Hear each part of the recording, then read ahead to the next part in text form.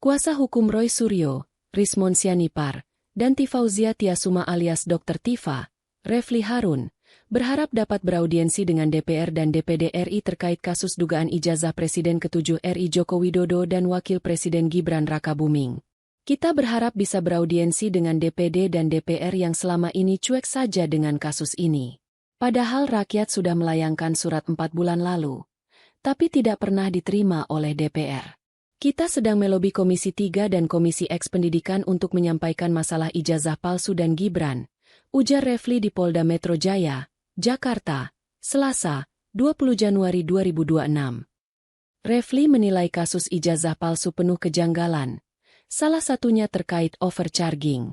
Menurutnya, para tersangka dikenakan pasal-pasal yang tidak relevan dengan ancaman hukuman hingga 12 tahun penjara. Itu tidak masuk akal, tidak logis, tidak jelas untuk kegiatan yang tidak mereka lakukan, tegasnya. Selain itu, Refli juga menyoroti penerapan restoratif justice terhadap Egy Sujana dan Damai Hari Lubis yang berujung pada penerbitan Surat Perintah Penghentian Penyidikan, SP3.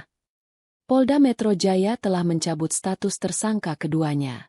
Jadi, kita menganggap ada beberapa keanehan terhadap restoratif justice yang kemudian berujung kepada SP3 tersebut, kata Refli.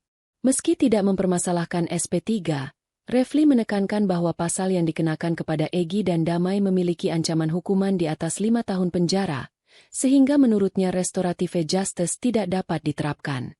Seharusnya berdasarkan ketentuan KUHP yang baru, nggak bisa.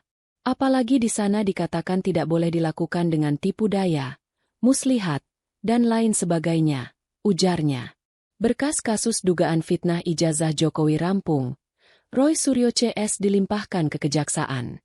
Polda Metro Jaya telah merampungkan berkas perkara kasus dugaan fitnah ijazah palsu mantan Presiden Joko Widodo.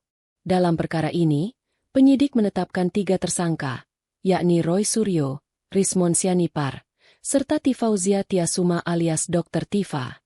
Kepala Bidang Hubungan Masyarakat Polda Metro Jaya Komisaris Besar Budi Hermanto mengatakan, berkas perkara ketiga tersangka telah dilimpahkan kepada Kejaksaan pada 13 Januari 2026 untuk diteliti oleh Jaksa Penuntut Umum. Penyidik telah mengirimkan berkas perkara tersangka RSN, RHS, dan Titi kepada Jaksa Penuntut Umum, ujar Budi, Jumat, 16 Januari 2026.